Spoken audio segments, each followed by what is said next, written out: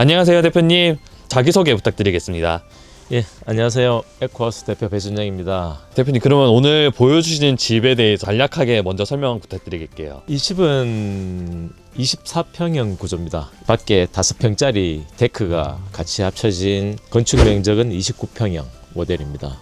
외장재는 세라믹 사이딩으로 마감됐고, 뼈대는 경량철골조에 대부분 목재로 마감된 전원주택 스타일이죠. 뒤에 보이는 저 포치 공간은 그 5평이라고 하셨는데 서비스 공간으로 들어가나요? 평당 금액에 들어가 있긴 하지만 내부의 건축 면적과는 달리 금액은 좀 낮춰지죠. 집 외벽에 보이는 사이딩이 좀 특이하게 생겼는데 한 번 더 보여주시겠어요? 요즘에 자재가 워낙 발전이 돼서 예전부터 하던 시멘트 사이딩, 메탈 사이딩, 스타코, 기타 등등의 자재들이 굉장히 많습니다.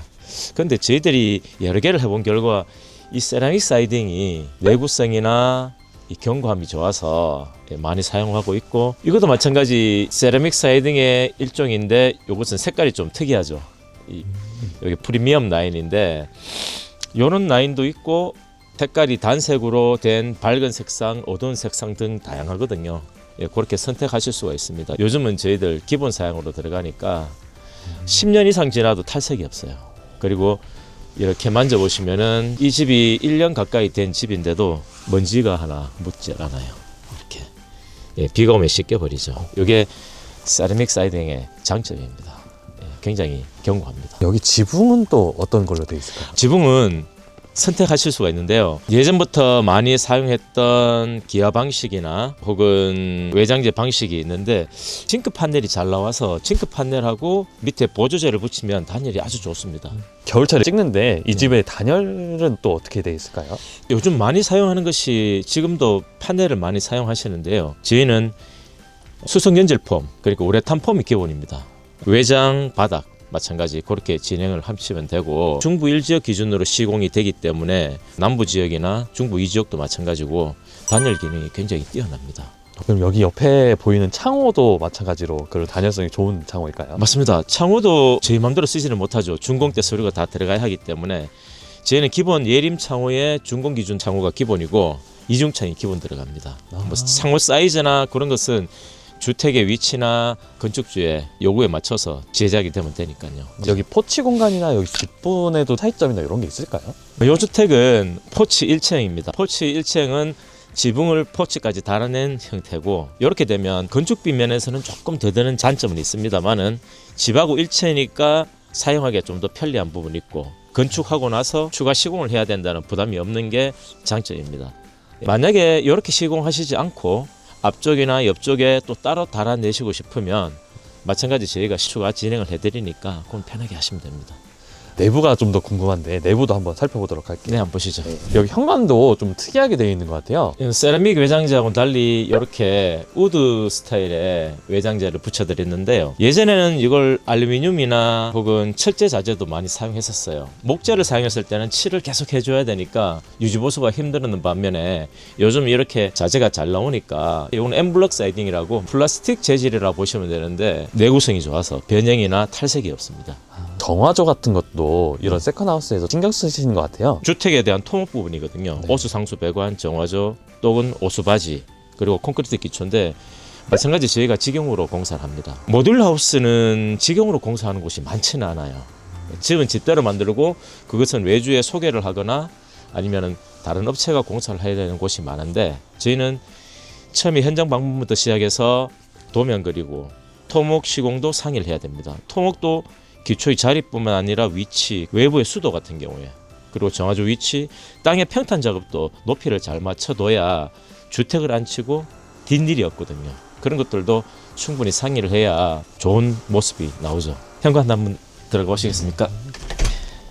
현관은 이렇게 3년동 중문으로 이중으로 되어 있거든요. 아무래도 집이 너무 작아서 어쩔 수 없는 부분은 포치나 현관 부분에 있어서 문을 생략하기도 한데, 문과 중문이 있는 것이 역시 단열이나 그런 부분에 있어서 굉장히 좀 유효합니다. 이쪽에 보시면 신발장이 있는데요.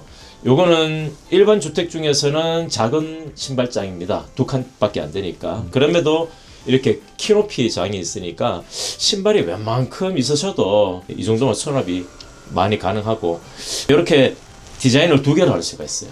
신발장을 다 짤 수도 있고 중간에 이렇게 칸을 비워서 차키나 각종 수납을 할 수 있는 공간도 마련해 줄 수 있는데 요거는 상의하시면 이렇게 만들어 드리면 되니까요. 그리고 안으로 들어가 보시죠. 요거는 24평인데 방이 2개입니다. 24평 구조면은 방을 3개까지도 할 수 있거든요. 그것은 좀 이따 보여드리겠습니다. 그리고 화장실이 2개 그렇게 구성이 되어 있습니다. 일단 구조부터 한번 보여드리면은 메인 화장실부터 보여드리겠습니다. 이게 일반적인 정 사이즈의 화장실이거든요. 2500에 1500 사이즈, 기본 사이즈입니다. 화장실을 아주 크게 키우고 싶은 분들이 가끔 계시긴 해요. 뭐 특별한 경우에는. 하지만 집 중에 청소가 제일 힘든 부분이 화장실이어서 될 수 있으면 적정 사이즈로 해놓으면 활용하시기 좋고, 이렇게 칸막이가 되어 있는데 칸막이 부분을 빼셔도 되고 넣으셔도 되고 아니면 욕조를 넣으셔도 되고 해바라기를 넣으셔도 되고 빼도 되고 그거는 충분히 상의하시면 됩니다. 이렇게 치마형 변기와 벽붙이 세면대 요게 기본이고 젠다이 1500 사이즈로 크게 들어갑니다. 요게 기본 사이즈입니다. 타일은 선택이 가능하신데 저희가 지금 쓰고 있는 타일이 프리미엄 라인이기 때문에 특별한 색상을 원하지 않으시면은 이렇게 베이직 색상으로 구성하셔도 투톤으로 괜찮습니다. 그리고 이건 작은 방.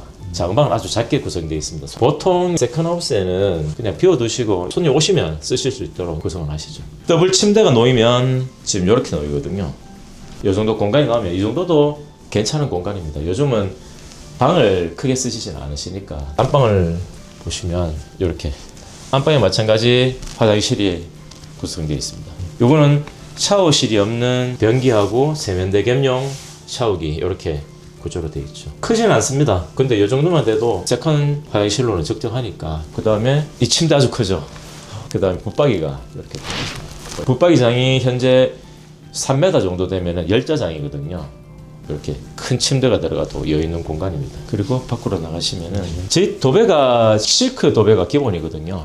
LG의 실크 도배가 기본인데 물론 색상은 선택을 하시면 되고 문 색상, 바닥, 천정, 싱크대, 그 다음에 몰딩 색상도 선택을 가능하신데 대부분 저한테 물어보세요. 제가 웬만한 것을 선택해드리기 때문에 그렇게 선택이 어렵지는 않으세요. 이 집의 특징은 외부 공간이 지붕이 박공인 반면에 실내도 이렇게 박공을 해놓은 데 있습니다.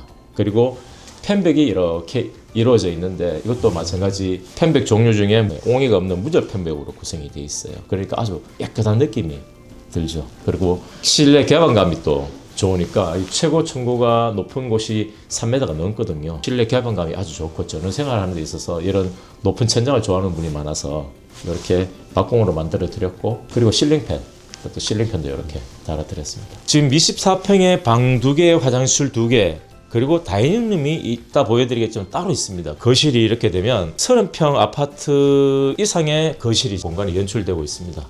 건축주분하고 공간 상의를 할 때 도면을 아주 잘 짠 케이스입니다. 구석구석 숨어있는 서비스 공간을 없애고 실공간을 늘린 케이스죠.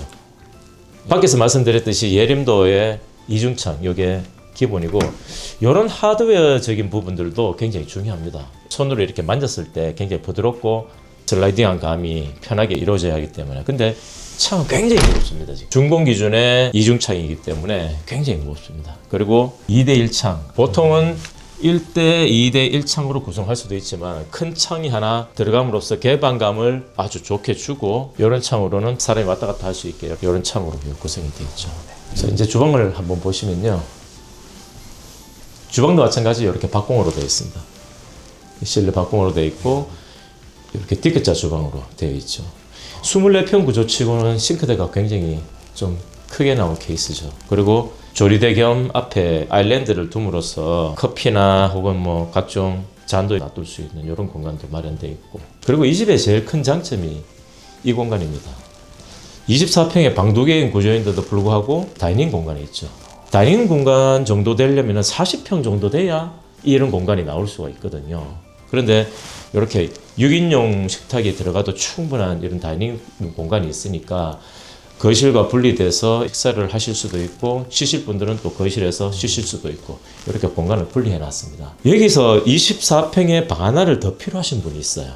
가족이 많거나 실제 주거용 공간인데 애들이 또 2살 되는 분들은 여기에 칸막이를 이렇게 치고 문을 닫아버리면 방이 작진 않죠.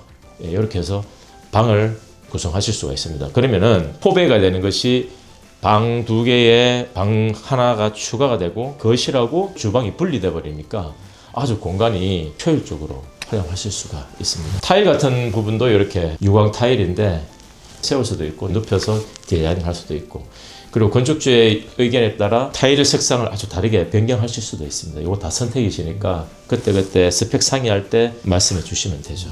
그리고 요즘 싱크대가 자재가 아주 좋아졌습니다. 예전에는 오래 쓰면 부풀죠. 부풀고 습기가 많을 수밖에 없는 공간이어서 손상이 잦습니다. 하지만 요즘은 이 판이나 필름지가 굉장히 발전을 해서 웬만큼 써도 이렇게 내구성이 좋은 자재가 돼 있죠. 건축주분들이 많이 물어보세요. 나는 싱크대를 좀 더 좋은 걸 했으면 좋겠는데 라고 말씀을 하시면 제가 여쭤봅니다. 한샘이나 기타 전문 브랜드의 아주 최고급 사양을 하실 것 아니면은 그 브랜드에도 등급이 있으니까 그 중에서 중상급 정도 하실 것 같으면 저희 것 하셔도 상관없습니다. 충분히 품질이 되니까 그렇게 구성을 하셔도 됩니다 하라고 말씀드리고, 대신 색상은 선택하셔야 됩니다. 하부장, 상부장 할 수도 있고 색상을 다르게 갈 수도 있고 구성을 어떻게 하시든 그거는 상의해서 하시면 되니까 이렇게 렌즈장을 넣을 수도 있고 밥솥장을 넣을 수도 있고 구성은 자유롭게 하시면 되고, 인덕션 기본입니다. 3구를 다 인덕션 하셔도 되고 아니면은 2구 인덕션, 하나는 하이라이트를 구성하셔도 돼요.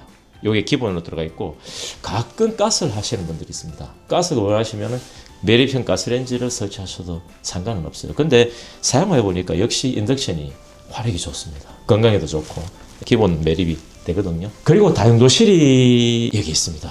다용도실도 사이즈에 따라 작게도 할 수 있고 크게도 할 수 있거든요. 슬라이딩으로 이렇게 구성이 되어 있죠. 세탁기를 넣을 수도 있습니다. 여기는 지금 세컨하우스니까 세탁기를 안 넣어 두셨는데 이 공간에 세탁기를 넣을 수도 있고, 여기서 뒷문을 달아내서 뒤쪽으로 나가는 문을 내서 거기에 창고나 또 혹은 허드렛짐을 두는 그런 공간을 구성하셔도 되시죠. 조명은 지금 이 집은 4000K 조명이 기본입니다. 예전에는 아주 밝은 걸 원하셨는데요. 저는 추천드리는 것이 눈에도 그렇게 눈부심이 많지 않고 이렇게 적정한 밝기를 유지하는 4000K 등이 굉장히 괜찮습니다. 그래서 주로 4000K를 추천드리고, 이렇게 붙이는 방식의 등도 있고 이렇게 매립을 할 수도 있습니다. 매립형 등을 할 수도 있습니다. 그 다음에 이런 디자인 등도 포인트 등으로 사용하시면 괜찮습니다. 예, 요거는 또 색깔이 바뀌거든요. 네, 오늘 이렇게 집 소개 간단하게 해주셨는데 이 영상을 보고 연락 주시는 분들께 네네. 마지막으로 하고 싶으신 말 있으실까요? 요즘은 유튜브나 각종 매체에 이런 정보들이 많습니다. 예, 그저께 상담한 분도 6개월 이상을 집 영상을 보셨대요. 이 업체 고르는 게 그렇게 힘드시다고 말씀을 하시더라고요. 이것도 인연이 있다고 생각을 합니다. 예, 집이라는 것을 평생에 한 채 지을까 말까 하잖아요. 그런데 그 인연이 보통 인연은 아니라고 생각을 하고, 일단 시작되면 말씀드린 대로 잘 합니다. 잘 하고, 굳이 저한테 집을 안 하시더라도 토지 구매 계획부터 현장 방문해서 또 땅을 성토할 것인지 절토할 것인지, 집은 어디에 배치를 할 것인지, 평수는 몇 평을 할 것인지, 외장재는 뭘로 해야 되는지, 단열재는 그렇게 많은 것 중에 어떤 걸 선택해야 되는지, 이런 것들을 문의 주시면 편하게 대답해 드리니까 꼭 저한테 집을 안 하시더라도 말씀해 주시면 되고, 인연이 되면 현장에서 뵙고 또 상세하게 상의 드리고 또 좋은 인연으로 맺어가도록 하겠습니다. 언제든지 궁금하신 부분 연락 주시고 건강하십시오. 감사합니다.